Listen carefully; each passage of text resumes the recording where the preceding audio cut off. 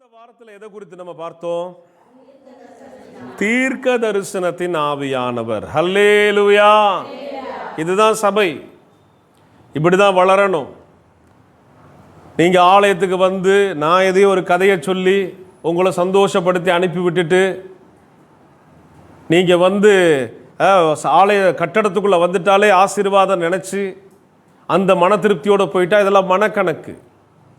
வளர வேண்டிய விதத்தில் நீங்க முறையாக வளர வேண்டும்.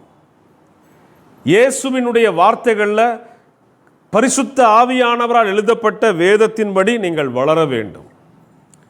இந்த வார்த்தைகளை கேட்டு உணர்வடைய வேண்டும். இந்த வார்த்தைகளை நடைமுறைப்படுத்த வேண்டும். நடைமுறைப்படுத்துறதுன்னா என்னன்னு தெரியுமா? இங்க கேட்கிற செய்தியின்படி ஊழியக்காரன் மூலமா உங்களை வந்து இப்படி செய்யலாம் அப்படின்னு போதிக்கிற காரியத்தையும், இப்படி செய் என்று சொல்லி போதிக்கிற காரியத்தையும் அதை கை கொள்ள நீங்க மனதா இருப்பீங்கன்னா நீங்க எதிர்காலத்தில் உங்க குடும்பத்தில் உள்ளவங்க தேவனுக்கு பணிவிடை செய்யறவங்களா மாறிடுவீங்க. இல்லையா சொல்லுவோமே? ஆமா, அது கர்த்தருடைய காரியம். அவர் ஒரு ஆளை கரத்தில் எடுத்துட்டாருன்னா யாருமே தடுக்க முடியாது. நாமளாதான் ஊழியத்துக்கு போகக்கூடாது. நாம ஊழியம் செய்யலாம், சப்போர்ட்டிவா ஒரு மினிஸ்ட்ரியை பண்ண முடியும். தேவன் 5 விதமான 5 வகை ஊழியத்தை புதிய ஏற்பாட்டில் வச்சிருக்கிறார். அதெல்லாம் நம்ம செய்யறதுக்கு ஆவியானவருடைய நடத்துதல், ஆவியானுடைய ஒத்தாசை, ஆவியானுடைய கிருபை வரங்கள் இவைகளை நம்ம பெறாம என்ன செய்ய முடியாது? கர்த்தருக்கு பணிவிடை செய்ய முடியாது, செய்யக்கூடாது. தெரிந்துக்கணும். பாஸ்டரு, தீர்க்கதரிசி, சுவிசேஷகன், அதுபோல மெய்ப்பர், போதனைக்காரன் அப்படின்னா இந்த கிஃப்ட் வந்து நமக்குள்ள ஆப்ரேட் ஆகிறத நம்ம பார்க்கணும். அப்போ அது வந்து கேட்கிற செய்திகளின் வாயில தான் உங்களை அடுத்த நிலைக்கு கொண்டு போகும். சரிங்களா? இயேசுடைய உபதேசம் என்ன தெரியுமா? வேதத்தின்படி அதை யாருமே கை கொள்றதில்லை. உண்மையிலே சொல்றேன். இயேசு சொல்றாரு, பிதா குமாரன் பரிசுத்த ஆவியின் நாமத்தினாலே இவங்களுக்கு என்ன செய்யுங்க? ஞானஸ்தானம் கொடுத்து சீஷராக்கு. விசுவாசி ஆக்குன்னு சொல்லல, சீஷராக்கு. சீஷத்துவம்னா என்ன தெரியுமா? ஒரு தலைவன் இருப்பாரு, ஒரு போதனைக்காரர் இருப்பாரு, அவரை பின்பற்றி நடப்பது தான் சீஷத்துவம். புத்த மதத்தில் நீங்க பார்க்க முடியும். சீஷத்துவம்னா என்னன்னா அங்க போய் தான் கத்துக்கணும். குறிப்பா சைனீஸ் கிட்ட போய் கத்துக்கணும். இந்த குரு பக்தினா என்னன்னு அவங்கள்ட்ட தான் கத்துக்கணும். குரு ஒரு கோடு கிழிச்சார்னா நகரவே மாட்டான். என்ன சொன்னாலும் அப்படியே கீழ்ப்படிவான். அதான் குரு பக்தி.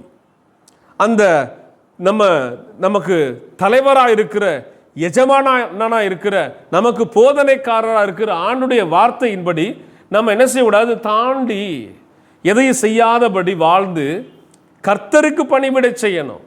எல்லாரையும் சகல ஜாதிகளையும் சீஷராக்குன்னா 12 பேர் நிற்கிறாங்க பாருங்க இயேசுக்கு பின்னால, அவங்கள போல நம்ம மாறணுமா? இதுதான் இயேசுடைய உபதேசம். இப்போ உங்களை இதை குறித்து சொல்லாம நான் விட்டுட்டேன்னா உங்களுக்கு தெரியாது அப்படின்னு அர்த்தம். சரிங்களா? ஆனா நான் சொல்லி கொடுக்கிறேன். இப்படி ஆண்டவர் சொல்லியிருக்கிறாரு, நீங்க அப்படி மாறணும், உங்க மனசு மாறணும், உங்க வாழ்க்கை மாறணும் அப்படின்னா இதுல யாரு முயற்சி செய்யணும்? இதை கேட்கிற தேவ பிள்ளைகள் தான் முயற்சி செய்யணும். இதை கேட்கிற இதை கேட்கிற நான் இப்படியாய் வார்த்தையின்படி ஆவியில் வளர்ந்து கனி கொடுக்கிற மரமாய் மாறி இயேசுவுக்கு பிரியமாய் வாழணும்னு நீங்க தீர்மானிக்கணும். இது ஒரு மனுஷன் தீர்மானிப்பது அல்ல, ஒரு மனுஷி தீர்மானிப்பது அல்ல. கர்த்தருடைய கரத்துல உங்களை நீங்க ஒப்பு கொடுத்து இந்த தீர்க்க தரிசன அபிஷேகத்துக்கு நான் என்ன செய்யணும்?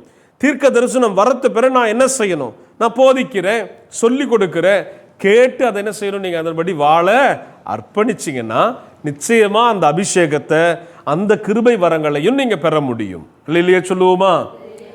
இந்திலிருந்து ரட்சிக்கப்பட்ட எனக்கு தெரிஞ்ச சில சகோதரிகளே, பெண்கள்ல சொல்றேன், நல்ல ஆண்டவருடைய வார்த்தையை கேட்கிற அளவுக்கு மாறி இருக்கிறாங்க. சில நேரம் சொப்பனங்களை, உறக்க நேரத்தில் சொப்பனங்களா வெளிப்படுத்தி கர்த்தர் சில காரியங்களை பேசுகிறத, அவங்க வெளிப்பாடுகளை சொல்றதை நான் கேட்டு இருக்கிறேன். சில விஷயங்கள் உண்மைதான். அவங்களுக்கெல்லாம் அந்த கிருபையை கொடுத்திருக்கிறார். இது அவங்க அடிப்படை கிறிஸ்தவர்கள் அல்ல, இடையில கர்த்தரை தேடி வந்தவங்க. எவ்வளவு பெரிய கிருபை பாருங்க.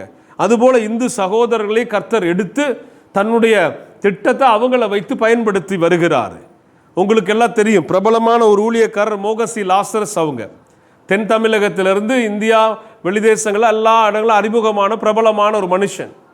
அவர் ஒரு இந்து பக்தன், தெரியுமா உங்களுக்கு? இயேசுவை வெறுத்த ஒரு மனுஷன். அவங்க அடிப்படை சத்தியமே தெரியாம கடவுளுக்கு விரோதமாக நின்ன ஒரு மனுஷனை அவர் மரணப்படுக்கையில் இருக்கும்போது தொட்டு சுகமாக்கினது இயேசு. ஒரு அல்லேலூயா சொல்லுவோமே. அதனால தான் அவருடைய வாழ்க்கை இயேசுவுக்கு ஒப்பு கொடுக்கப்பட்டு இயேசு விரும்புகிறபடியே தன்னுடைய ஓட்டத்தை இன்றைக்கு வரைக்கும் ஓடிக்கொண்டிருக்கிறாங்க. இதெல்லாம் எதுக்கு நான் சொல்லுகிறேன்னு சொன்னால், இயேசுவுடைய இந்த வார்த்தைகளின்படி இவர்கள் பெறலாமா, நாம் பெறலாமா, யாரு வேணாலும் பெறலாம். இதை உடைச்சி பேசணும். முதல்ல நான் பைபிள் காலேஜ் படிச்சுட்டு வந்தால் தான் இது எனக்கு கிடைக்குமா, நான் இப்படி செய்தால் தான் எனக்கு இந்த வரங்கள் ஆப்ரேட் ஆகுமா, அப்படியெல்லாம் பைபிளில் ஒன்றுமே கிடையாது. யார் தாகமா இருக்கிறார்களோ, தாகமா இருக்கிறவன் மேல் வேதம் சொல்லுகிறது தண்ணீரை ஊற்றுவேன். கடவுள் மேல் யார் தாகமா இருந்தாலும் கடவுள் சொல்லுகிறார் அவன் மேல் நான் தண்ணீரை, ஜீவ தண்ணீரை ஊற்றுவேன். இந்த ஜீவ ஊற்று திருச்சபையில் நீங்க அதெல்லாம் பெற்றுக்கொள்ளணும். இல்லையா சொல்லுங்க. ஒன்றும் பெருசா நீங்க சாதிக்க வேணாம். உங்களுக்கு ஆண்டவர் சொப்பனம் பார்க்குற கிருபியை கொடுத்துட்டார் வச்சுக்கோங்களேன். அழகா நீங்க உறக்கத்தில் இருப்பீங்க. உறக்கத்தில் ஆண்டவர் உங்களுக்கு தரிசனமா சொப்பனத்தை கொடுப்பார். உங்க குடும்பத்தில் நீங்க செய்ய வேண்டிய காரியம், இல்லை அவர் எதிர்காலத்தில் செய்ய போற திட்டம், இல்லை வேற எதையாவது ஒரு சுட்டி காட்டி ஒரு காரியத்தை சொப்பனமாக, சாதாரண விசுவாசிகளுக்கு நல்ல ஒரு சொப்பனமாக கர்த்தர் உங்களை என்ன செய்ய முடியும்? யோசேப்பை போல சொப்பனக்காரனாக, சொப்பனக்காரியாக மாற்ற முடியும். அதுதான் யோவேல் தீர்க்கதரிசி சொல்லுகிறார். மாம்சமான யாவர் மேலும் அவருடைய ஆவியை ஊற்றும் போது என்ன செய்வாங்களா? பாலகர்கள் வாயில துதி உண்டாகும். அதே போல தீர்க்க தரிசனம் உரைப்பார்கள். ஆண்கள், பெண்கள், பெரியோர், சிறியோர் எல்லாரும் தரிசனம் காண்பார்கள், தீர்க்க தரிசனம் உரைப்பார்கள். ஆவியை பெறுகிற அந்த கிருபை காலத்துக்குள்ள நம்ம நின்று கொண்டிருக்கிறோம். இது இன்னும் வருமா, இன்னும் வருமானு நம்ம யோசிக்காம அதை பெற உங்க மனசு எந்த அளவுக்கு வாஞ்சிக்குதோ, நீங்க எவ்வளவு தனித்து அதற்கு நேரத்தை ஒதுக்கி கர்த்தரோடு நீங்க பேசுகிறீங்களோ அந்த அளவுக்கு இயேசு உங்களிடத்துல இறங்கி வருவார். எத்தனை பேர் அல்லேலூயா சொல்றீங்க? அல்லேலூயா, அல்லேலூயா. அப்ப கடந்த வாரத்தில் பார்த்தது போலவே இந்த வாரத்திலும் தீர்க்க தரிசனத்தை குறித்து ஒரு பக்கம் தான் நம்ம பார்த்தோம். தீர்க்க தரிசனத்தின் வரத்தை குறித்து ஒரு காரியத்தை நம்ம குறுகிய செய்தியை தான் நம்ம கேட்டோம். ஆனால் இன்றைக்கு அதை குறித்து தீர்க்க தரிசனம் என்கிற தலைப்புல 1 சாமுவேல் 10ஆம் அதிகாரம் அதில் 6, 10, 11 ஆகிய வசனங்களை நம்ம வாசிக்க போகிறோம். 1 சாமுவேல் 10ஆம் அதிகாரம் அதில் 6ஆம் வசனம், அதற்கு பிறகு 10, 11 நம்ம வாசிக்க கேட்கலாம். கவனிங்க. அப்பொழுது கர்த்தருடைய ஆவி உன்மேல் இறங்குவார், நீ அவர்களோடு கூட தீர்க்க தரிசனம் சொல்லி வேறு மனுஷனாவாய். சாமுவேலை தேடி வரல யாரு? சவுல். சவுல் தேடி வந்தது எதை? கழுதையை தேடி வந்தார். சாமுவேல் வசிக்கிற பட்டணத்தில், அந்த பகுதியில் இவர் ஆண்டவரால் நடத்தி இழுத்து வரப்படுகிறார். இது இவருக்கு தெரியாது. சாமுவேலை வந்து சந்திக்கும் போது சாமுவேலே ஒரு விருந்து வச்சு ஆண்டவருடைய ராஜரீக அபிஷேகம் இந்த மனுஷன் மேல வரப்போகுதுன்னு சொல்லி சாமுவேலை கூப்பிட்டு சில ஆலோசனைகளை எல்லாம் சொல்லி, நீதான்பா ராஜா, இஸ்ரவேல் ஜனமே உனக்காக தான் காத்துக்கிட்டு இருக்குது, நீ வந்து உன்னுடைய பட்டத்துக்கு நீ வரணும்னு சொல்லி ஆலோசனையெல்லாம் சொல்லி, நீ போற வழியில இப்படிலாம் உனக்கு சம்பவிக்கும் அப்படின்னு சொல்லிட்டு தான் இந்த வசனத்தின்படி அவர் சொல்றாரு, அப்பொழுது கர்த்தருடைய ஆவி உன்மேல் இறங்குவார், நீ அவர்களோடு கூட தீர்க்க தரிசனம் சொல்லி வேறு மனுஷனாவாய். உரலிலே சொல்லுங்க. இப்ப நீங்க ஒரு காரியம் தெரிந்துக்கணும். இப்ப தீர்க்க தரிசன வரத்தை விரும்புகிறோம், தீர்க்க தரிசி ஆக ஆசைப்படுகிறோம், இல்லை அது இருந்தால் நல்லது அப்படின்னு நீங்கள் நினைக்கிறீங்கன்னா நீங்க ஒரு காரியம் செய்யணும், வேறு மனுஷனாய் மாறணும். ஒரு அல்லேலூயா சொல்லுவோமா? உலகத்தின்படி வாழ்ந்த ஒரு மனுஷனாக ஒரு மனுஷியாக நின்று தீர்க்க தரிசன அபிஷேகத்தையோ தீர்க்க தரிசன வரத்தையோ பெறுவதற்கு அது கூடாத காரியம். ஏன் அப்படின்னா, தீர்க்க தரிசனத்தின் ஆவியானவர் உங்கள் மேல வந்து தங்குவதற்கு உலக பிரகாரமான செயல்களை செய்து, உலக பிரகாரமான காரியங்களை நீங்க செய்து, நீங்க உலகத்தானுக்கும் உங்களுக்கும் ஒரு வித்தியாசம் இல்லாத ஒரு வாழ்க்கை அமைப்புல நீங்க இருப்பீங்கன்னு சொன்னா, தீர்க்க தரிசனத்தின் ஆவியானவர் உங்க மேல வந்து தங்க முடியாது. அப்ப நீங்க என்னவா மாறணும்னா, வேறு மனுஷனாக வேறு மனுஷியாக நீங்க மாறணும். ஒரு அல்லேலூயா சொல்லுவோமே. அப்ப இங்க நடக்கிறத கவனிக்கலாம். 10ஆம் வசனத்தை பார்க்கலாம். அப்ப அவர்கள் அந்த மலைக்கு வந்தபோது, இதோ தீர்க்க தரிசிகளின் கூட்டம் அவனுக்கு எதிராக வந்தது. இவர் சொல்லுவார், சாமுவேல், நீ போற வழியில ஒரு தீர்க்க தரிசி கூட்டம் வரும். ஒருவேளை அது சாமுவேல் தான் ட்ரைனிங் கொடுத்து அவங்கள படிப்பு சொல்லி கொடுத்து வர்றாரான்னு தெரியல, பைபிள் காலேஜ் போல நடத்துறாரான்ற அது சொல்லப்படவில்லை. ஆனா அவருக்கு அசிஸ்டன்ஸ் இருந்தாங்க. இப்ப இந்த தீர்க்க தரிசி கூட்டம் அப்படி வரும்போது சாமுவேல் அவங்கள கடந்து போகணும், சவுல் வந்து கடந்து போகணும். சவுல் கடக்கும் போது அவர் சொல்றாரு, தீர்க்க தரிசி கூட்டம் அவனுக்கு எதிராக வந்தது. அப்பொழுது தேவனுடைய ஆவி அவன் மேல் இறங்கினதினால், ஒரு நிலையிலே சொல்லுவோமா, யாருடைய ஆவி? தேவனுடைய ஆவி சவுலின் மேல் இறங்கினதினால் அவனும் அவர்களுக்குள்ளே தீர்க்க தரிசனம் சொன்னான். இதுதான் நடந்துச்சு. இப்ப தேவனுடைய தீர்க்க தரிசிகள் எங்க இருக்கிறாங்க? புதிய ஏற்பாட்டின்படி தேவ ஆலயத்தில் இருக்கிறாங்க, தேவனுடைய ஊழியத்தில் இருக்கிறாங்க. இப்ப அவர்களோடு பயணிக்கிற ஒரு அனுபவம் உங்களுக்குள்ள வரும்னு சொன்னா, உங்களுக்குள்ள முதல்ல அந்த தாகமும் வாஞ்சியும் வந்துருச்சுன்னா, முதலாவது நடக்க வேண்டிய காரியம், பரிசுத்த ஆவியானவர் உங்களுக்குள் இறங்க வேண்டும். அல்லேலூயா. பரிசுத்த ஆவியானவர் உங்களை நிரப்ப வேண்டும். அப்ப ஒரே நாள்ல கிடைச்சிருமா? இந்த ராஜா ஒரே நாள்ல ராஜா வானனாலதான் அவர் வந்து ராஜா வேலை பார்க்காம கூஜா வேலையா பார்த்தாரு. ஆண்டவருக்கு எதிர்வினையாக எதை சொன்னாரோ அதையே, வேணான்னு எதை சொன்னாரோ அதையே செய்வார். இங்கேதான் பயிற்சி தேவை. ஆண்டவர் அதுக்கப்புறம் தான் தாவீதை போட்டு வறுத்தெடுப்பார். அடுத்த கட்டத்தில் அவர் தான் ராஜா. அவருக்கு ஒரு அழைப்பை கொடுத்து அபிஷேகப்படுத்திட்டு உடனே கொண்டாந்து உட்கார வைக்க மாட்டார். சவுல ஆண்டவர் அழைத்த அழைப்பும் தாவீதை கர்த்தர் அழைத்த அழைப்பும் வித்தியாசம். இங்க எல்லாமே அவருக்கு இன்ஸ்டன்டா நடக்குது. சவுலுக்கு எப்படி நடக்குது? கழுத பெரிய விஷயோடு நினைச்சு வந்தவருக்கு பொன் பொருள் வெள்ளி பதவி எல்லாமே உனக்கு தான்ப்பா, இஸ்ரவேல் ஜனங்களே உனக்கு தான்ப்பா அப்படின்னதுமே இவருக்கு பெரிய ஒரு ஷாக்கு. ரெண்டாவது, அடுத்த கட்டமாகவே ஆவியானவர் இறங்குறாரு, இவர் தீர்க்கதரிசியா மாறுறாரு. மூணாவது என்ன செய்யறாருன்னா, தேவனுக்கு புறம்பான காரியங்களையே தொடர்ந்து செய்வார். சவுல் உண்மையிலே முதல்ல வந்து பதவி வேணான்னு தான் பயப்படுவார். வேண்டாம் வேண்டாம், எனக்கு எதுக்கு, நான் இஸ்ரவேலே பென்யன் கோத்திரம் சின்ன கூட்டம், எங்களுக்கு எதுக்கு பதவி, யூதருக்கு இருக்காங்க, லேவியர் இருக்கிறாங்க, வேறு யார் யார் இருக்கிறாங்க, எனக்கு எதுக்கு பதவி, நான் வரல அப்படிம்பாரு. ஆனால் ஆண்டவர் விடுவதா இல்லை, சரின்னு பட்டத்துக்கு வந்துவார். பட்டத்துக்கு வந்ததுக்கு பிறகு பார்த்தீங்கன்னா அந்த பதவியை தக்க வச்சுக்கிறதுக்கு எல்லா பொல்லாத காரியங்களும் செஞ்சிருவார். பதவி ஆசை, ஒரு மயக்கம். அது ஏன் அப்படி நடந்துச்சுன்னா, உடனே உடனே எல்லாமே சவுலுக்கு நடந்ததுமே பெரிய ஒரு சரிவு சவுலுக்கு உடனே உடனே நடந்துச்சு. அதனால தான் இன்னைக்கு ஆண்டவர் சபைக்குள்ள வர தேவ பிள்ளைகளுக்கு உடனே ஒரு பரிசுத்த ஆவியானவரால் நிரப்பப்படுகிற அனுபவமோ, உடனே நீங்க ஒரு ஊழியக்காரனா எழும்புற அனுபவமும் இல்லாம கொஞ்ச காலம் உங்களை பயிற்சியில வச்சிருப்பார். உங்க தாகத்தை பார்ப்பார், உங்க வாழ்க்கை அமைப்பை பார்ப்பார், நீங்க அவரை எப்படி தேடுகிறீங்கன்னு பார்ப்பார், எவ்வளவு அவருக்கு முக்கியத்துவம் கொடுக்குறீங்கன்னு பார்ப்பார். இதையெல்லாம் செய்கிற ஒரு மனுஷனா ஒரு மனுஷியை தான் கர்த்தர் கரத்தில் எடுப்பார். அல்லேலூயா சொல்லுவோமே, அல்லேலூயா சொல்லுவோமே. அப்ப நீங்க தெரிந்து கொள்ளணும். இதுல வந்து 11ஆம் வசனத்தையும் நம்ம கவனிக்கலாம்.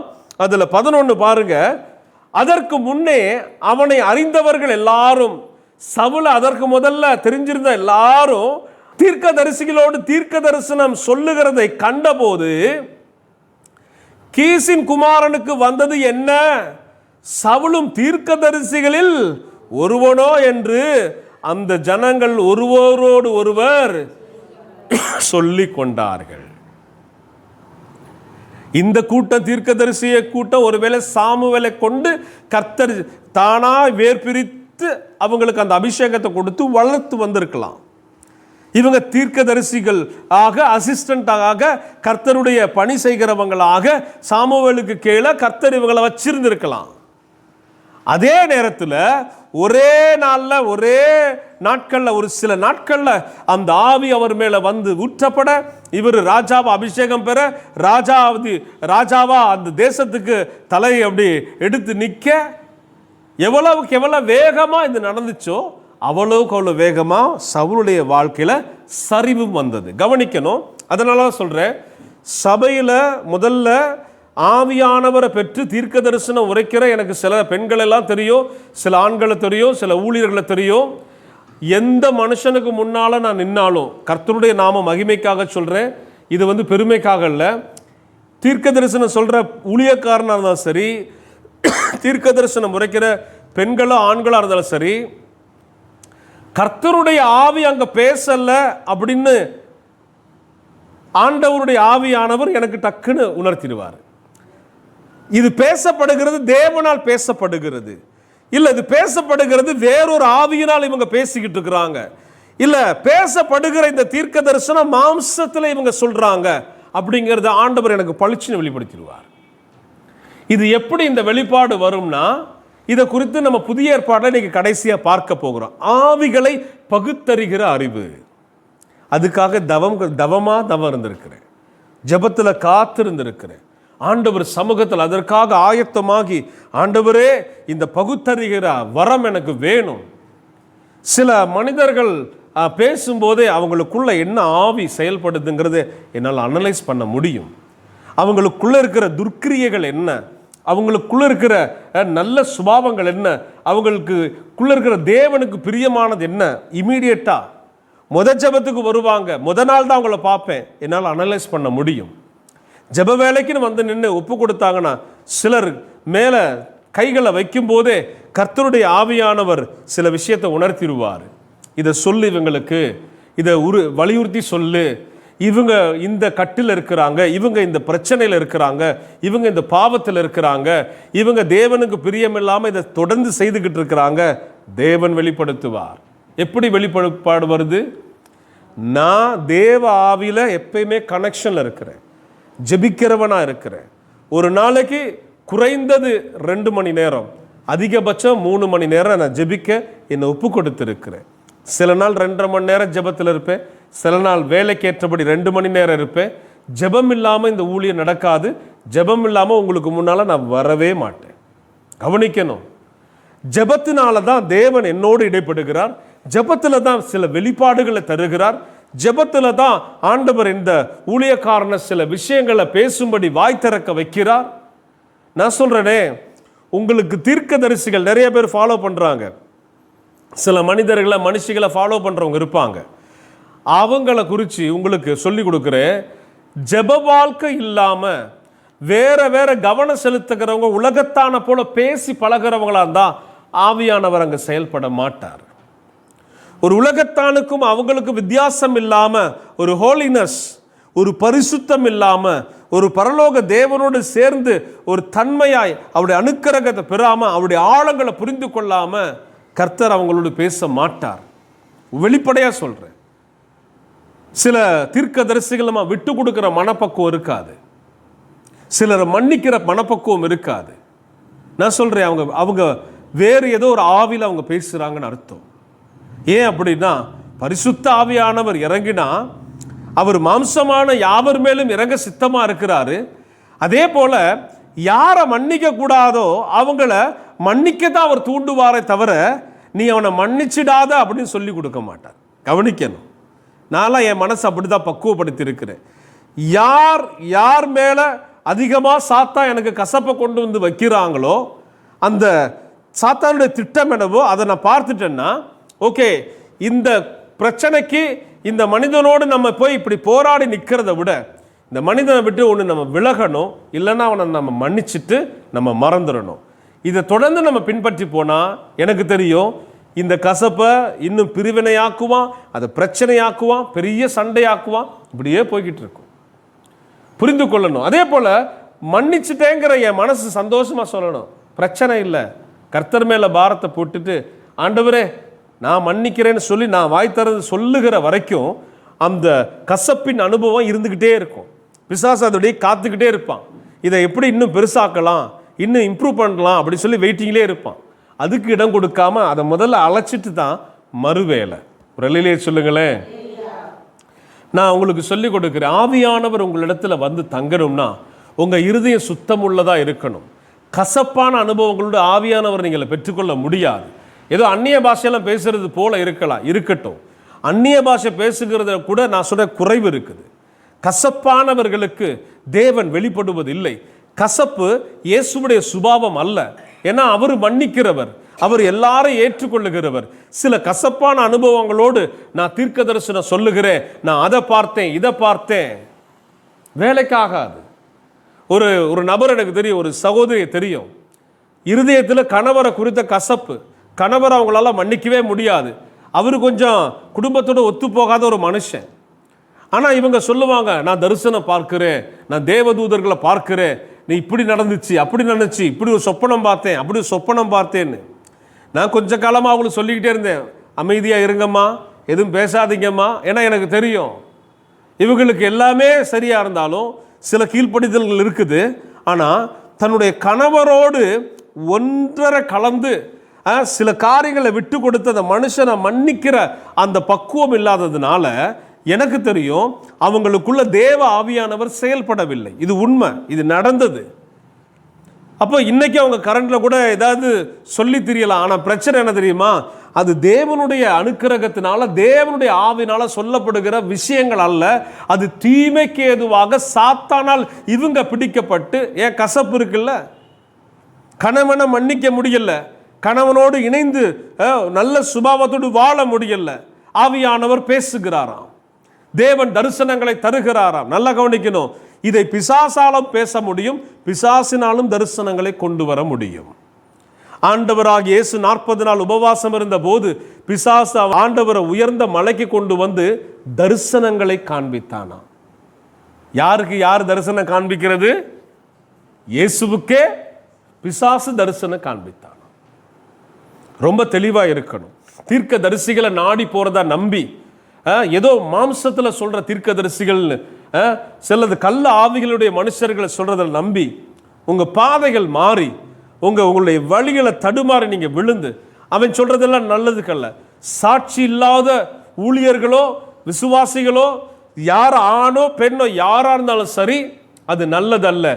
நல்ல விதத்தில் கர்த்தர் உங்களை சேர்ப்பதற்காக அல்ல என்பதை நீங்க உறுதியாக தெரிந்து கொள்ள வேண்டும்.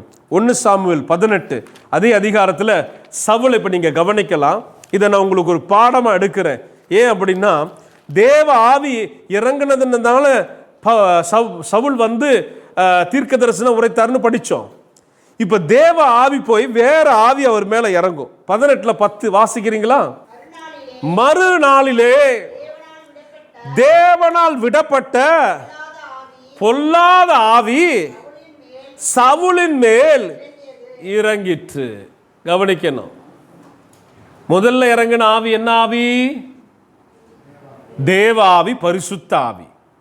தீர்க்க தரிசிகள் இடத்துல போகும்போது அந்த தீர்க்க தரிசிகளுக்குள் இருக்கிற ஆவிதான் சவுலை நிரப்பினது. அப்ப சவுல் தீர்க்க தரிசனம் உரைத்தான், உண்மைதான். பரிசுத்த ஆவியினால் உரைக்கப்பட்டது உண்மைதான், நல்லது. தீர்க்க தரிசிகள் வேணும், சபையில வேணும், நம்ம ஊர்களில் வேணும், கிராமங்களில் வேணும், பட்டணங்களில் வேணும். தீர்க்க தரிசனம் இந்த ஊழியத்திலே ரொம்ப பெஸ்ட் மினிஸ்ட்ரி அப்படின்னா, டாப் லிஸ்ட் அப்படின்னு பார்த்தீங்கன்னா அது வந்து தீர்க்க தரிசனம் தான். ப்ராஃபிட், அந்த அவங்க கடவுளோடு ஐக்கியமாக இருந்து கடவுளிடத்திலிருந்து வருகிறத அவங்க என்ன செய்வாங்க, வெளிப்படுத்தி பேசுவாங்க. சரிங்களா? அது உண்டு, அது இல்லைன்னு இப்போ நிறைய ஊழியர்கள் பார்த்தீங்கன்னா மொத்தத்திலே தீர்க்க தரிசனம் இல்லைன்ற மாதிரி ப்ரீச் பண்ணிக்கிட்டு இருப்பாங்க. ஏன்னா ஒரு சில கசப்பான அனுபவங்களை வச்சுக்கிட்டு நினச்சிக்க கூடாது. அபிஷேகம் பண்ணப்பட்ட சவுல் தான், ஆவியில் நிரப்பப்பட்ட சவுல் தான் கர்த்தராலே இங்கே ஒரு பொல்லாத ஆவியை கட்டவிழ்க்கப்பட்டு அதை பெற்றுக்கொள்ளுகிறத நம்ம பார்க்கிறோம். கவனிச்சு பாருங்க. இப்ப தேவனுடைய ஆவியானவர் இருக்கிற மனுஷனுக்குள்ள இது மாதிரி பொல்லாத ஆவி கட்டவிழ்க்கப்பட்டா வந்து தங்க முடியுமா? ஆமா. தேவனுடைய ஆவியானவர் எதை கர்த்தர் விரும்பாததை இந்த மனுஷன் செய்கிறானோ அப்போ தேவ ஆவியானவர் என்ன செய்வாரு? அந்த மனுஷனை விட்டு வெளியே போயிடுவார். வெளியே போனதுனால தான் பாருங்க, ஏற்கனவே பார்க்கறதுக்கு இப்போ ராஜா, சில ஆள் பார்க்கறதுக்கு ஊழியக்காரர்கள், சிலர் பார்ப்பதற்கு தேவ பிள்ளைகள் போல இருப்பாங்க. ஆனா அவங்க தேவனுடைய ஆவியில தான் நிரம்பினார்களா என்பதை கவனிக்க வேண்டியது மிகவும் அவசியம். விட்டதிலிருந்து வாசிங்க.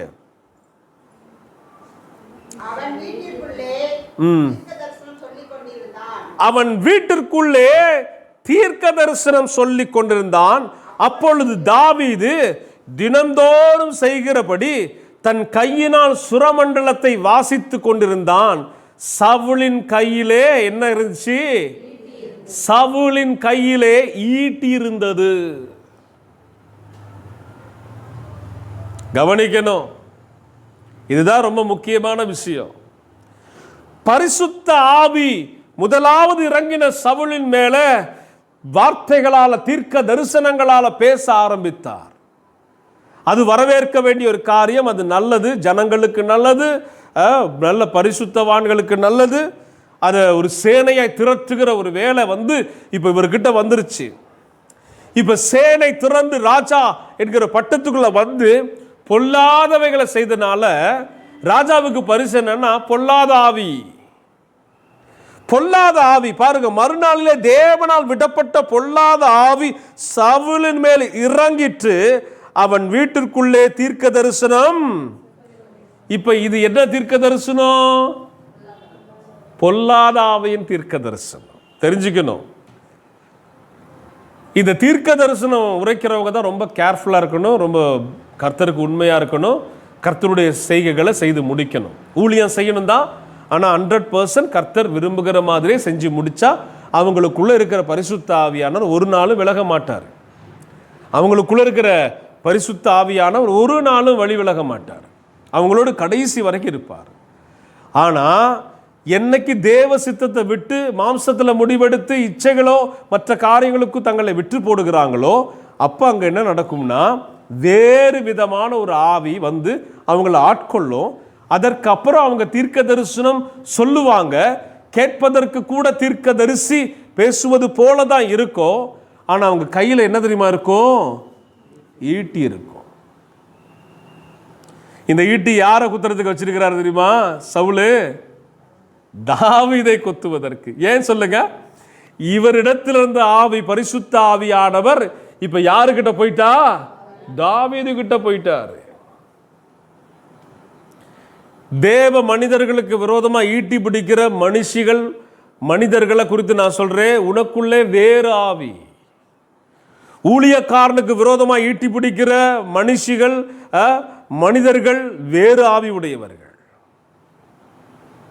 கர்த்தருடைய நாமம் மகிமைப்படுவதாக. எவ்வளவு பெரிய ஒரு வித்தியாசத்தை பாருங்க. அங்க தீர்க்க தரிசனம் உரைக்கிறார், ராஜாவா வருகிறார். இங்க பொல்லாத ஆவினால் பிடிக்கப்படுகிறார். பொல்லாத ஆவி வாய மூடிக்கிட்டு இருக்கல, தீர்க்க தரிசனம் உரைக்குது. கையில் என்ன வச்சிருக்குது? ஈட்டி வச்சிருக்குது. அதனால இதை பார்த்து கொண்டிருக்கிற சகோதர சகோதரிகளுக்கு, திருச்சபை மக்களுக்கு நான் அன்போடு சொல்றது என்னன்னா, தீர்க்க தரிசனத்தை நாடி நீங்க போகாதீங்க.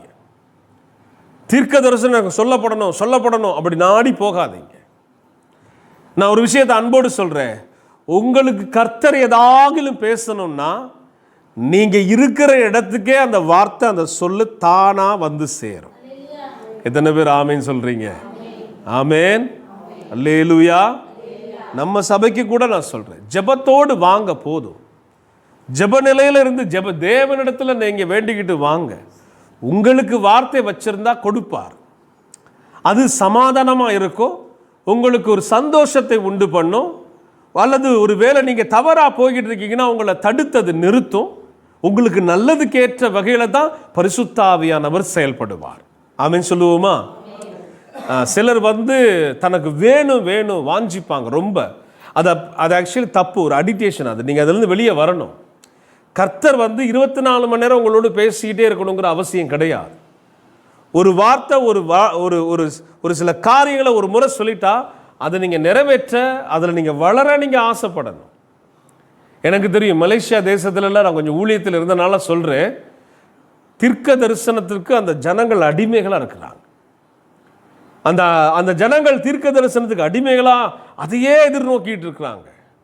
அதனால் அங்கே நான் பார்க்குறேன், பொல்லாத ஆவியுடைய மனிதர்கள் வந்து அங்கே ஊழியம் செய்கிறதும், பொல்லாத மனுஷிகள் வாய் திறந்து தீர்க்க தரிசனம் அங்கே உரைக்கிறதும், அதை நம்பி ஒரு கூட்டம் போய் தங்களை ஒப்பு கொடுக்கிறதையும் நான் பார்க்கிறேன். நம்ம நாட்டிலையும் அப்படி இருக்குது.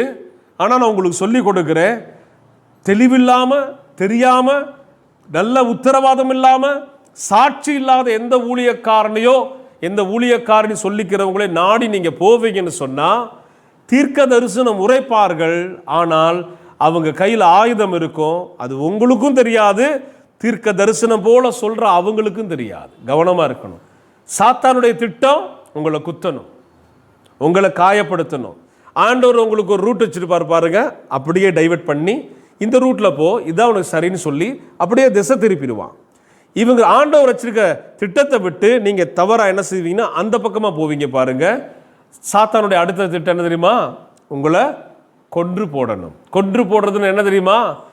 பிஸ்னஸில் லாஸ் ஆக்கணும், குடும்பத்தில் சமாதானத்தை எடுத்து போடணும், குழப்பத்தை கொண்டு வந்துடணும், நீங்கள் அதை பிடிச்சிக்கிட்டே ஓடணும். தோல்வியின் வாழ்க்கை மரணத்திற்கு ஒப்பானது. அடுத்தது பார்த்தீங்கன்னா, உங்களுக்கு கண் கட்டப்பட்டது போல வழி தெரியாமல் திகச்சு நிற்பீங்க. அதற்கு தான் சொல்லுகிறேன், தேவனுடைய பிள்ளைகளாக இருந்தால் போதும், தேவன் உங்களுக்கு வார்த்தையை கொடுக்கணும்னு அவர் நினச்சிட்டாருன்னா மிக மிக அழகாக நேர்த்தியாக அதை கொடுத்து விடுவார். எத்தனை பேர் ஆமீன் சொல்றீங்க? ஒரு அல்லேலூயா சொல்லுவோமா? அல்லேலூயா, அல்லேலூயா. இதை குறித்து எரேமியா தீர்க்க தரிசன புஸ்தகம், எரேமியா தீர்க்க தரிசன புஸ்தகம் 27ஆம் அதிகாரம் 27ல் நம்ம வாசிக்க வேண்டிய வசனங்கள் 10ம் 15ம் நம்ம வாசிக்க போகிறோம். நான் உங்களை உங்கள் தேசத்திலிருந்து தூரப்படுத்துகிறதற்கும் உங்களை துரத்தி விடுகிறதற்கும் நீங்கள் அழிகிறதற்குமாக அவர்கள் உங்களுக்கு பொய்யான தீர்க்க தரிசனம் சொல்லுகிறார்கள். அல்லேலூயா சொல்லுங்க. பொய்யான தீர்க்க தரிசனத்திற்கு பின்பதாக பரிசுத்த ஆவியானவர் அங்கு இல்லை. பொய்யான தீர்க்க தரிசிக்கு பின்பதாக தேவனுடைய ஆவியானவர் அங்கு இல்லை. சவுலுடைய கரத்துல ஈட்டி இருந்தது தாவீதை கொல்லுவதற்காக. இந்த தேச ஜனங்களுக்கு பின்பதாக ஈட்டி வைக்கப்பட்டிருக்குது. காரணம் என்ன தெரியுமா? நான் உங்களை உங்கள் தேசத்திலிருந்து தூரப்படுத்துகிறதற்கும் உங்களை உங்களை துரத்தி விடுகிறதற்கும் நீங்கள் அழிகிறதற்குமாக அவர்கள் உங்களுக்கு பொய்யான தீர்க்க தரிசனம் சொல்லுகிறார்கள். இப்ப ட்ரெண்டிங்கா அப்படி நிறைய போய்கிட்டு இருக்கிறனால தான் உங்களுக்கு அன்போடு சொல்றேன், தீர்க்கதரிசிகள் வேற, தீர்க்கதரிசிகளுடைய பார்வை வேற, தீர்க்கதரிசிகளுடைய நடை வேற, தீர்க்கதரிசிகளுடைய ஜெப வாழ்க்கை வேற. தீர்க்கதரிசிகள் தேவனோடு சஞ்சரிக்கிறவர்கள். ஜெப வாழ்க்கையே இல்லாம உங்க வீட்டில் யாராவது ஒரு மனுஷனோ மனுஷியோ எழும்பி தீர்க்க தரிசனம் அப்படிங்கிறான்னா நான் சொல்றேன், அந்த கையில ஈட்டி இருக்குன்னு சொல்றேன். எதுக்கு ஈட்டி இருக்கும்?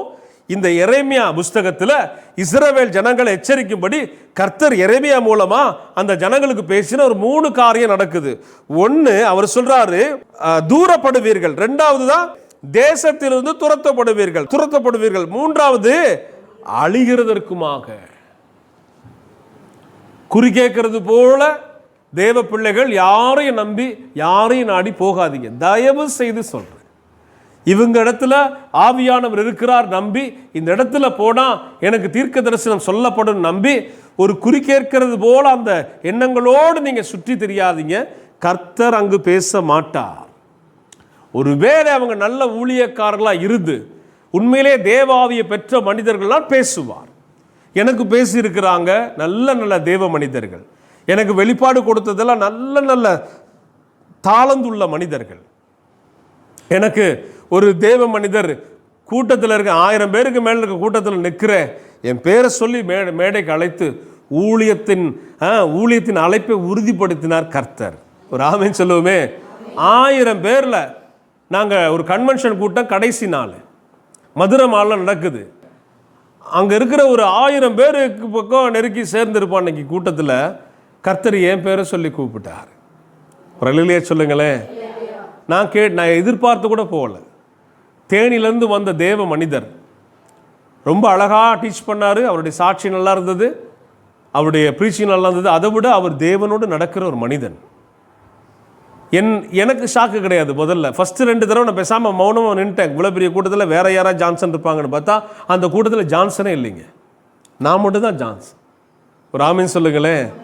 உங்களுக்கு ஒரு வார்த்தை தேவைன்னா, உங்களுக்கு ஆண்டவர் பேசணும்னா அவரே முன் வருவார்.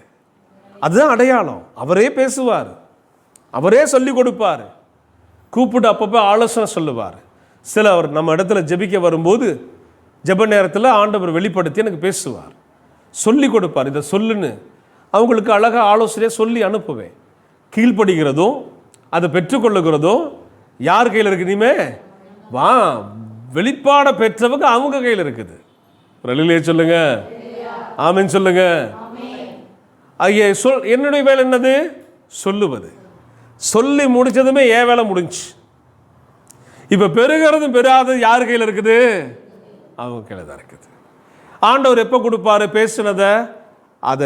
அது முதல்ல நம்பணும். ரெண்டாவது அதை என்ன செய்யணும்? அதை நாடணும். நிறைய பேர் ஆண்டவர் சொல்கிறதும் செஞ்சு முடிக்கிறதுமே அவர் வேலை நினச்சிக்கிட்டு இருக்கிறாங்க. அப்படி நடக்காது. நான் சொல்கிறேன், ப்ராஃபஸி நிறைய உங்களுக்கு சொல்லியிருக்கலாம், நிறைய நீங்கள் வாக்குத்தத்தங்கள் அடைஞ்சிருக்கலாம். எல்லாமே வந்துருச்சா? எல்லாமே நிறைவேறிச்சா? நிறைய விஷயங்கள் நிறைவேறாது. காரணம் என்னன்னு சொன்னால், கர்த்தர் சொன்னதை நீங்கள் அதை நோக்கி பயணிக்கல, அதை வாஞ்சிக்கல, ரெண்டாவது அதை நம்பல, அது மேலே நீங்கள் ஆசையாக இல்லை, அதனால் அது நடக்கலை. ஜெபிக்கணும், அதை கேட்டு கேட்டு ஜெபிக்கணும். நமக்கு இந்த வருஷம் வாக்கு பண்ணார்ல, நம்ம ஜெப வேலை வந்தப்போ என்ன செய்தோம்? நம்ம அதை அறிக்கை செய்து ஜெபிச்சோம். அதே போல் உங்கள் வீடுகளில் நடக்கும், அதே போல் சபையில் எனக்கு நடக்கும், என் குடும்பத்தில் நடக்கும். காற்றையும் மழையும் அல்ல, கர்த்தருடைய நாமத்தினால தண்ணீர் புரண்டு வருகிற அனுபவத்தை நான் காண்பேன். தேவன் எனக்கு வைத்திருக்கிற நன்மைகளை நான் காண்பேன். இதுதான் என்னுடைய நம்பிக்கை. ஜெபிக்கிறேன், தொடர்ந்து காத்திருக்கிறேன். அதுபோல நீங்களும் உங்களுக்கு தீர்க்க தரிசன அபிஷேகத்தை பெறுவது நல்லது, பெற விரும்புங்கள், அதுவும் நல்லது. ஆனால் சவுலை போல அல்ல. நீங்க எப்படி இருக்கணும்? தாவீதை போல இருக்கணும். அல்லேலூயா சொல்லுங்களேன். தாவீது தீர்க்க தரிசனம் உரைத்திருக்கிறாரா? சங்கீத புஸ்தகங்கள்ல இயேசு கிறிஸ்துவை குறித்து பேசியிருக்கிறார். இயேசு கிறிஸ்துவை குறித்து வெளிப்படுத்தி தீர்க்க தரிசனமாய் பதிவு செய்திருக்கிறார். அவரும் வெளிப்பாடுள்ள ஒரு மனிதர் தான். ஆனால் அவர் தீர்க்கதரிசியாக அங்கும் இங்கும் செயல்பட்டதாக பார்க்க முடியாது. ஆனால் தேவனுடைய வார்த்தைகளை இயேசு கிறிஸ்துவின் குறித்து, இயேசுடைய வருகை குறித்து சில காரியங்களை தீர்க்க தரிசனமாக முன்பதிவு செய்திருக்கிறத சங்கீத புஸ்தகங்களை நம்ம பார்க்க முடிகிறது. சவுல் மேல் இருந்த ஆவியானவர் தாவீது மேல் வந்து இறங்கினார். தாவீதும் தேவனுடைய தீர்க்க தரிசிகளில் ஒருவனாக எண்ணப்படுகிறதை பார்க்க முடிகிறது. ஒரு அல்லேலூயா சொல்லுவோமே. இதை குறித்து நம்ம எரேமியா 29:9 அதே அதிகாரத்தில் வாங்க, 29:9 கூட இதே காரியத்தை தான் வலியுறுத்தி சொல்றதை நம்ம பார்க்க முடியும். அவர்கள் என் நாமத்தை சொல்லி உங்களுக்கு பொய்யான தீர்க்க தரிசனம் உரைக்கிறார்கள், நான் அவர்களை அனுப்பினதில்லை என்று கர்த்தர் சொல்லுகிறார். அதை நான் என்னப்பா பண்ணல? நான் அனுப்பலப்பா ஆளு, நான் உன்னை வஞ்சிக்கும்படி ஒன்றும் சொல்ல வரலப்பா. வஞ்சனைக்காரன் ஆள் அனுப்பி இருக்கிறான். உனக்கு பொய்யான தீர்க்க தரிசனங்களை சொல்லி, பொய்யான ஆலோசனைகளை சொல்லி உன்னை தவறாக நடத்துவிக்கிறதுக்கு வஞ்சனை உள்ள ஆவிகள் செயல்படுதுன்னு சொல்லி ஆண்டவர் அடையாளம் காட்டுறார். ஒரு அல்லேலூயா சொல்லுவோமே. அல்லேலூயா. ஆனால் தேவனுடைய ஆவியை பெற்று தேவனுக்கு உண்மையா பக்தி விருத்தியா இருந்து ஜெபம் செய்கிறவர்களாய் தேவ சமூகத்தில் காத்திருக்கிறவர்களாய் காணப்பட்டால் ஆமோஸ் 3ஆம் அதிகாரத்தை எடுத்துக்கொள்வோம். ஆமோஸ் 3ஆம் அதிகாரம் 8ஆம் வசனத்தை நம்ம வாசிக்கும் போது ஆண்டோடைய வார்த்தையை நம்ம கவனிக்க முடியும். ஆமோஸ் 3ஆம் அதிகாரம் 8ஆம் வசனத்தை நான் வாசிக்கும் போது கவனிக்கலாம். சிங்கம் கர்ச்சிக்கிறது, யார் பயப்படாதிருப்பான்? இந்த சிங்கம் யாருன்னு சொல்லுங்க. அவருக்கு இந்த சிங்கத்துக்கு ஒரு பேர் இருக்குது, யூத கோத்திரத்தின் சிங்கம். அல்லேலூயா. அதான் தீர்க்கதரிசி ஆமோஸ் சொல்றாரு, சிங்கம் கர்ச்சிக்கிறது, யார் பயப்படாதிருப்பான்? கர்த்தராகிய ஆண்டவர் பேசுகிறார், யார் தீர்க்க தரிசனம் சொல்லாதிருப்பான்? அல்லேலூயா சொல்லுவோமா? நீங்கள் தேவனுக்கு மெய்யாகவே நடுங்கி தேவனுடைய தீர்க்க தரிசனத்தை அபிஷேகத்தை பெற்று தேவனுடைய பிள்ளைகளுக்கு ஆசீர்வாதமாக அல்லது உங்க பட்டணத்திற்கு கிராமங்களுக்கு ஆசீர்வாதமாக தேவனுக்குள்ள நீங்க பணி செய்ய வாஞ்சியா இருப்பீங்கன்னா தீர்க்க தரிசனத்தின் ஆவியானவர் இறங்கி வருவார். அது ஆண் என்றும் இல்லை, பெண் என்றும் இல்லை, பெரியோர் சிறியோர் யாரா இருந்தாலும் கர்த்தருடைய ஆவியானவர் இறங்கி வருவார். அப்படி இறங்கி வந்து அவர் உங்களை கொண்டு பேச வந்தா நல்லா கவனிக்கணும், நீங்க கர்ச்சிக்கிற சிங்கத்தை போல இருப்பீர்கள். அல்லேலூயா. சிங்கம் கர்ச்சிக்கிறது, யார் பயப்படாமல் இருப்பா? அடுத்து என்ன சொல்றாரு? கர்த்தராகிய ஆண்டவர் பேசுகிறார், யார் தீர்க்க தரிசனம் சொல்லாதிருப்பான்? பெரியவங்க சின்னவங்க சிறு குழந்தைங்க அப்படிலாம் பாகுபாடே இல்லை. எல்லாருடைய சிரசின் மேலும் தேவனுடைய அபிஷேகம், தேவ ஆவியருடைய அனுக்கிரகம். ஆனால் பெறுகிறவர்கள் நல்ல ஜெப வீரர் அல்ல ஜெப வீராங்கனை, அவங்க ஊடா நடத்தப்பட்டு அவங்க ஊடாக அவங்கள் அதை பெற்றுக்கொண்டு அவர்களாக தேவனிடத்திலே ஒப்புரவாகி தாகத்தோடு வாஞ்சையோடு பக்தி இருக்கணும். ஆண்டவர் பேசினா சும்மாலாம் பேச மாட்டாரு. சும்மா ஞாயிற்றுக்கிழமை வந்து தலையை காமிச்சிட்டு போறவங்கள்ட்ட ஆண்டவர் பேச மாட்டார். கவனிக்கணும். செவிகள் அவர் சத்தம் விழணும்னா நீங்க அதற்கேற்ற உங்க செவிகளை விருத்த சேதனம் செய்திருக்கணும். நிறைய விஷயங்களை தவிர்க்கணும், கேட்கிற விஷயங்களை தவிர்க்கணும். கர்த்தருடைய ஆவியானவர் உங்ககிட்ட வரும்போது நீங்க தூய்மை உள்ளவர்களாக அடையாளப்படுத்தி கொண்டாதான் அவர் உங்களை கொண்டு என்ன செய்வார்னா யாருக்கோ ஆசீர்வாதமா உங்களை மாத்திடுவார். இல்லைன்னு நான் சொல்லவே மாட்டேன். நல்ல முதிர்ந்த தாயார்கள் தீர்க்கதரிசிகளாக இருக்கிறாங்க. நல்ல வாலிப பெண் பிள்ளைகள் தீர்க்கதரிசிகளாக இருக்கிறாங்க. வாலிப சகோதர சகோதரிகள் தீர்க்கதரிசிகளாக இருக்கிறாங்க. சில ஊழியர்கள் சில சபைகளை என்கரேஜ் பண்றதே இல்லை. ஏன்னா ஏதோ அவங்களுக்கு ஒரு கசப்பான அனுபவத்தை வச்சுக்கிட்டு எழும்புற எல்லா ஆளையும் இவங்க குற்றம் சாட்டிடுவாங்க.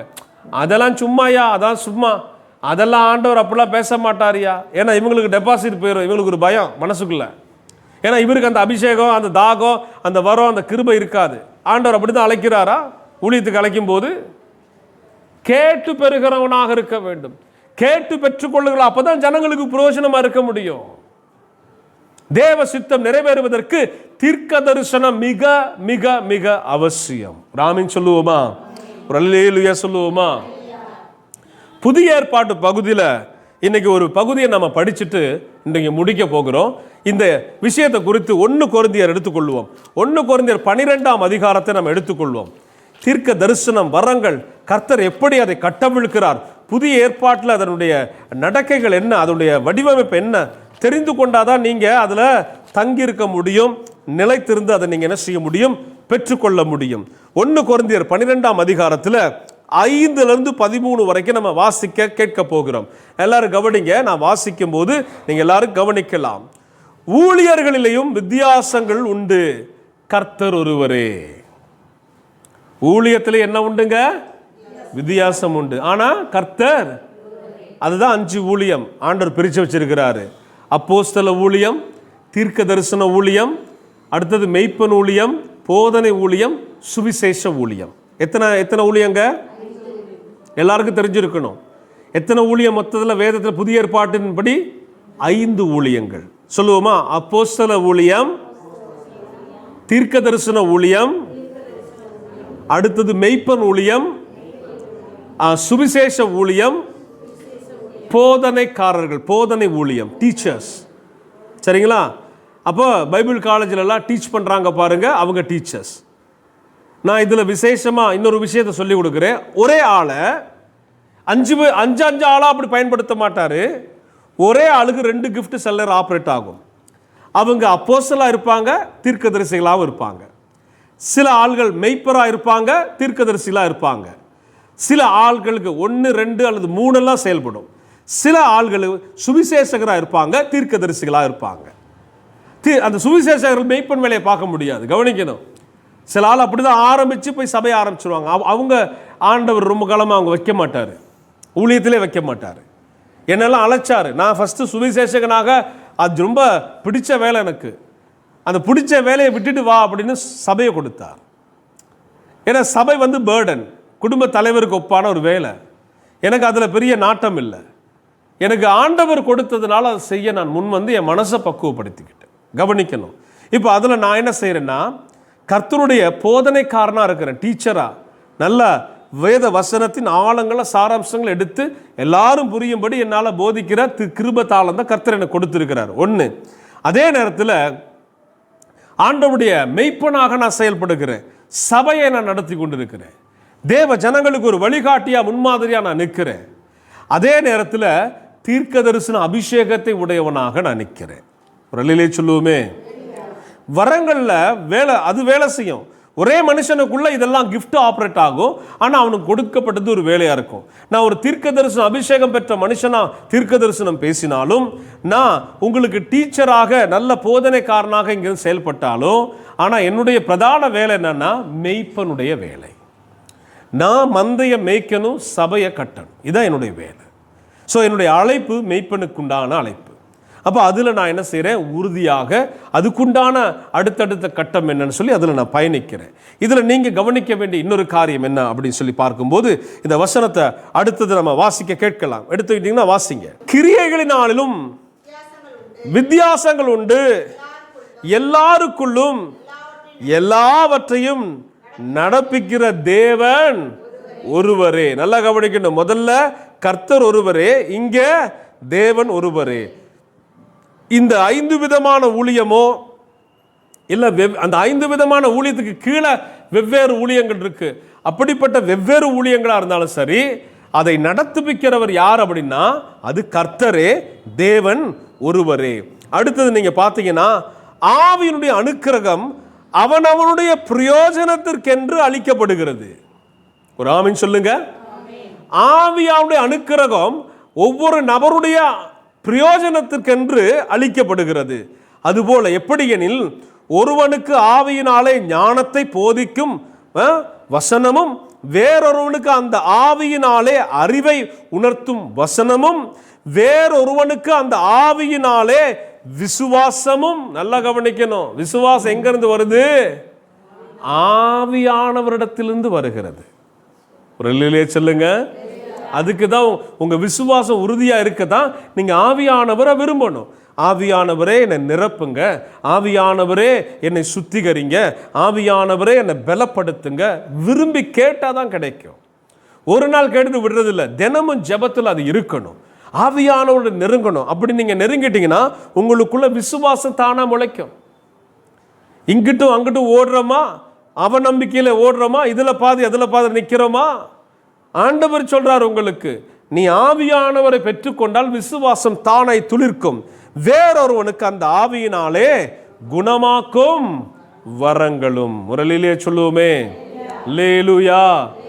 குணமாக்குகிற வரத்தெல்லாம் நான் தேவனிடத்திலிருந்து விடாப்பிடியாக ஜெபித்து ஜெபித்து கேட்டு பெற்றுக்கொண்டேன். குணமாக்கணும் ஆண்டவரே, நீங்க அற்புதம் செய்தீங்கல்ல, நீங்க அதிசயம் செய்தீங்கல்ல, நீங்க அது போல செய்யுங்க.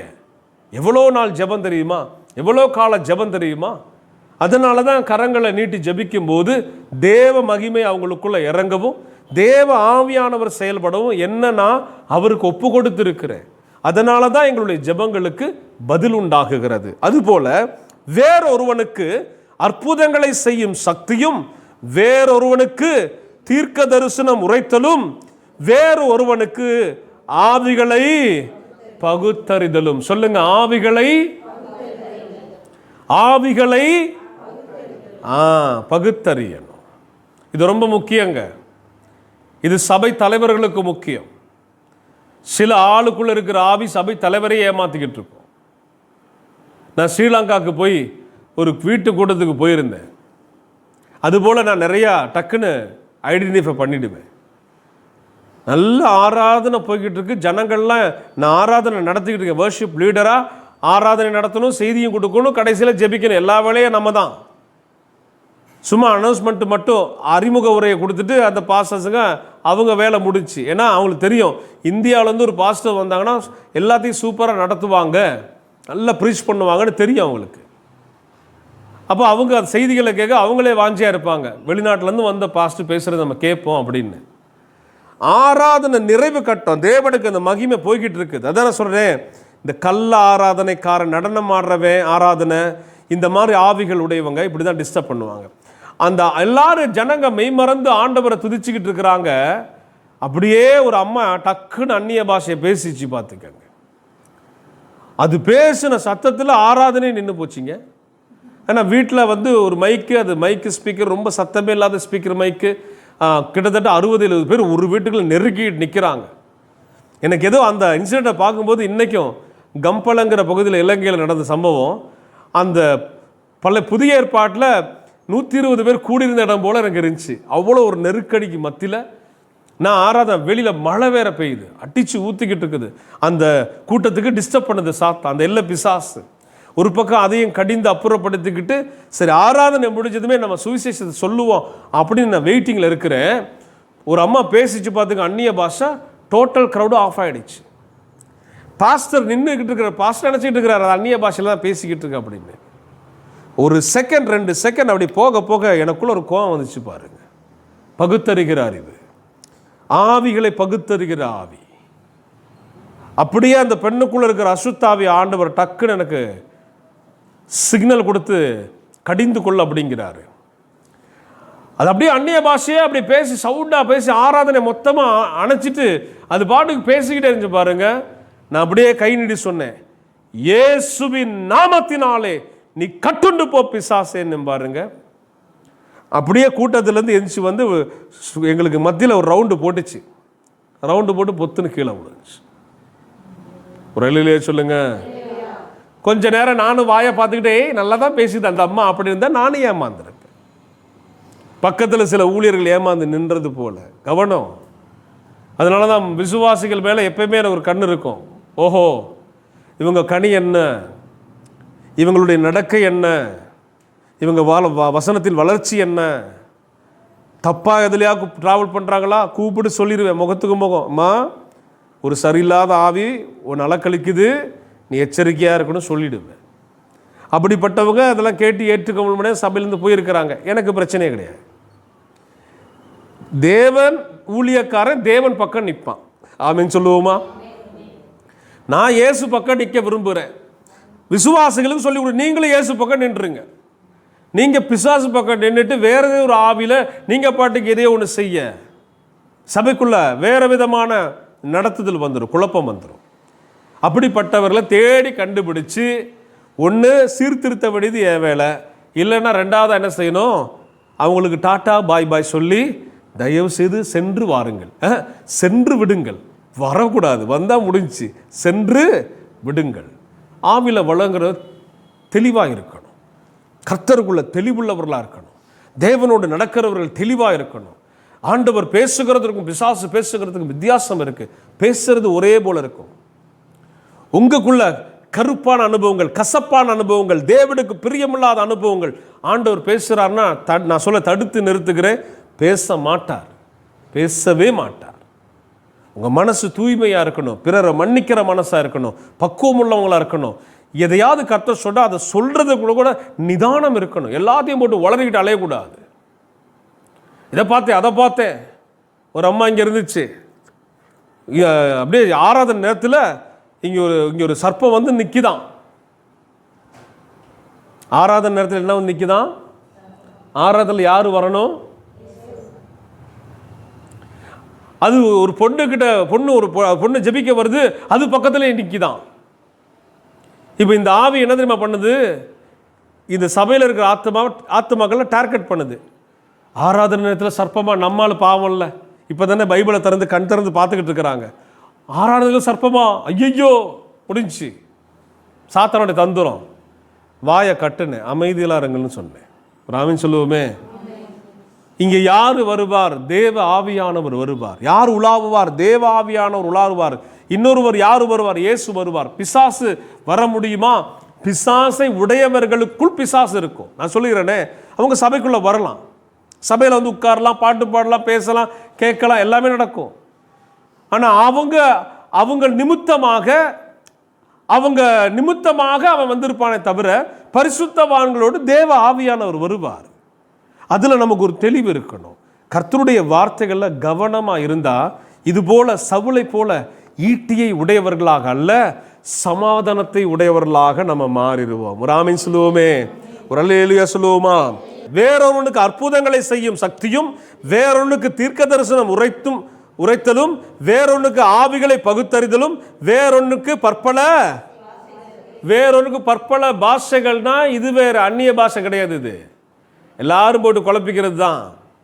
இது பற்பல பாஷைனா வெவ்வேறு லாங்குவேஜ், வேற கண்ட்ரி லாங்குவேஜ். புரிஞ்சுக்கங்க, அந்நிய பாஷை என்பது அது வேற, பற்பல பாஷை. இது ஒரு மொழி. இப்போ உங்களுக்கு இந்தியே தெரியாது, ஆனால் இந்திக்காரனுக்கு கர்த்தர் ஒரு சப்ஜெக்டை சொல்லணும்னு சொன்னால் நீங்கள் இந்தியில் அரபு நாட்டில் நீங்கள் வேலைக்கு போயிருக்க மாட்டீங்க, அரபு தெரியாது. ஒரு அரபுக்காரனுக்கு ஒரு எச்சரிப்பு சத்தம் போகணும். இல்லை அந்த அரபு நாட்டுக்காரன் மனம் திரும்ப வழியில் பார்க்குறீங்க, ஆண்டவர் பேசுவார். டிஜிஎஸ் தினகரன் ஐயாவுடைய வாழ்க்கையில் நடந்தது நான் படிச்சிருக்கிறேன். அதுபோல் வெவ்வேறு ஊழியக்காரர்களில் வெளி தேசங்களில் போய் ரஷ்யா மொழியில், அமெரிக்கர்கள் ரஷ்யா மொழியில் போய் தீர்க்க தரிசனம் உரைத்து அந்நிய பாஷைகளை பேசி நான் அதை கேட்டிருக்கிறேன். இது பற்பல பாஷைகள். இது நல்லா கவனிக்கணும். இது எல்லாருக்கும் கிடைக்காது. அப்படி யார் பயன்படுத்த விரும்புகிறாரோ அவங்களுக்கு ஆண்டவர் கொடுப்பார். பற்பல பாஷைகளும் அந்நிய பாஷையும் வேற, குழப்பிக்கவே கூடாது. இங்கே என்ன பேசப்படுகிறது? பற்பல பாஷைகளும், ஆமாம், வேறொருவனுக்கு பாஷைகளை வியாக்கானம் பண்ணுகிற அளிக்கப்படுகிறது. இந்த வியாக்கான வரமும் நம்ம சபையில் செயல்படும். ஆண்டவர் எனக்கு அந்த கிருபையை கொடுத்திருக்கிறார். ஒரு ஆள் அந்நிய பாஷை பேசும்போது இதை தான் ஆவியானவர் பேசுகிறாருங்கிறது எனக்கு பொறித்தட்டும். நான் சிலருக்கு அப்படியே காது கொடுத்து கேட்டுகிட்டே இருப்பேன். சிலருடைய அந்நிய பாஷைக்கு அந்த அந்நிய பாஷை மட்டும்தான் பேசுவாங்க, வியாக்கரணம் பண்ண மாட்டாங்க. ஆனால் எனக்கு அது சமயத்தில் ஆவியானவர் இதுதான் வார்த்தைன்னு புலப்படுத்துவார். ரலிலே சொல்லுவோமே, அதெல்லாம் நம்ம கேட்டு பெற்றுக்கொள்ள முடியும். இவைகள் எல்லாம் அந்த ஒரே ஆவியானவரால் நடப்பித்து தமது சித்தத்தின்படி அவன் அவனுக்கு பகிர்ந்து கொடுக்கப்படுகிறது. அல்லேலூயா சொல்லுங்க, அல்லேலூயா. அப்போ ஆவியானவர் தான் ரொம்ப முக்கியம். வரங்களில் கிஃப்டில் எதில் நீங்கள் அதிசயம், அற்புதம், பற்பல பாஷை, தீர்க்க தரிசனம் என்ன நடந்தாலும் சரி, இதுக்கெல்லாம் முக்கியமானவர் யாருங்க? ஆவியான். அவரிடத்தில் ஆவியின் வரங்கள் உண்டு, ஆவியின் கனிகளும் உண்டு. அல்லேலூயா சொல்லுவோமா? அப்போ அடுத்த வாரம் என்ன நம்ம பார்க்க போகிறோம்னா, ஆவியானவரை பெற்றுக்கொண்டீங்கன்னா கனிகள் என்ன, உங்களுடைய சுபாவங்கள் என்ன, இயேசுவை ஏற்றுக்கொண்டு தேவாலயத்திற்குள் வந்த உங்களுக்குள்ள இவைகள் இருக்கிறதா அப்படின்னு சொல்லி ஆவியின் கனிகளை குறித்து அடுத்த வாரமும், ஆவியின் வரங்களை குறித்து அடுத்த வாரமும் நம்ம பார்க்க போகிறோம். எத்தனை பேருக்கு காவலா இருக்கிறீங்க? சரி, இப்ப இன்னைக்கு சவுல் பெற்ற அபிஷேகம் ஆவியின் அபிஷேகம், தாவீது பெற்ற அபிஷேகம் ஆவியானவரின் அபிஷேகம். அதை பெற விரும்புகிறவங்க வேதத்தை வைத்து விட்டு எழுந்து நிற்கலாம். ஆவியானுடைய மகிமையை பெரும்படி ஜெபிக்கலாம். ஓ, அந்த சவுலை நிரப்பின ஆவி, தாவீதின் மேல் இறங்கின ஆவி என்னையும் நிரப்பட்டும் என்று ஒப்பு கொடுப்பீங்களா? ஒப்பு கொடுங்க.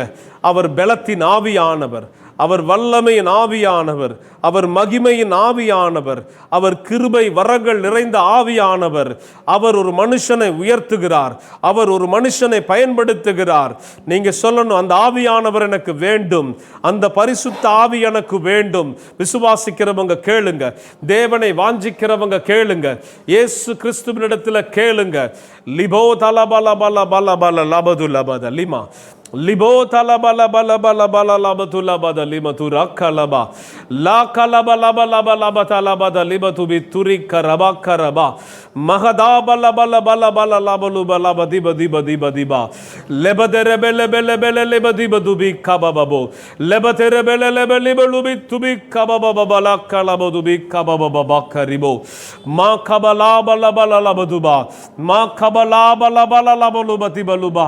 ஓ ஹல்லேலூயா, ஹல்லேலூயா. அந்த மகிமையின் ஆவியானவர் என்னை நிரப்பட்டும், என்னை நிரப்பட்டும். உங்க வலது கரத்தை உச்சந்தலையில வைத்து ஆண்டவருடைய ஆவியானவர் என்னை நிரப்பட்டும், பரிசுத்த ஆவியானவர் என்னை நிரப்பட்டும் சொல்லி ஜெபிங்க. ஆமேன், ஆமேன், ஆமேன், ஆமேன். மகிமையின் ஆவியானவர் என்னை நிரப்பட்டும். ஓ, சவுல் அன்றைக்கு தீர்க்க தரிசனம் சொன்ன ஆவியானவரால் நான் நிரப்பப்படட்டும். ஒப்புக்கொடுக்கலாம், ஒப்புக்கொடுக்கலாம், ஒப்புக்கொடுக்கலாம். உபாலபதலா கலபதபோ தலிகலபா ஷலபத லிமோ கரபபா. அல்லேலூயா, அல்லேலூயா. வல்லமையின் ஆவியானவர் வெளிப்படுவீராக, மகிமையின் ஆவியானவர் ஜனங்களை நிரப்புவீராக, சர்வ வல்லமை உள்ள ஆவியானவர் எழுந்தருளுவீராக. தொடுதல் உண்டாவதாக, தொடுதல் உண்டாவதாக. இவர்கள் மறுரூபமாகட்டும், வேறு மனுஷனாய் இவர்கள் மாறட்டும். சவுல் அன்றைக்கு வேறு மனுஷனாய் மாறி ஆவியை பெற்றது போல இவர்கள் வேறு மனுஷனாக, வேறு மனுஷியாக மாறட்டும். கர்த்தருடைய ஆவியானவர் சபை ஜனங்களை நடத்துவீராக, நடத்துவீராக, நடத்துவீராக. ஒப்பு கொடுக்கிறேன் ஆண்டவரே, ஒப்பு கொடுக்கிறேன் ஆண்டவரே, ஒப்பு கொடுத்து ஜெபம் செய்கிறேன். ஹல்லேலூயா, ஹல்லேலூயா, ஹல்லேலூயா, ஹல்லேலூயா. நன்றி இயேசுவே, நன்றி இயேசுவே, நன்றி இயேசுவே.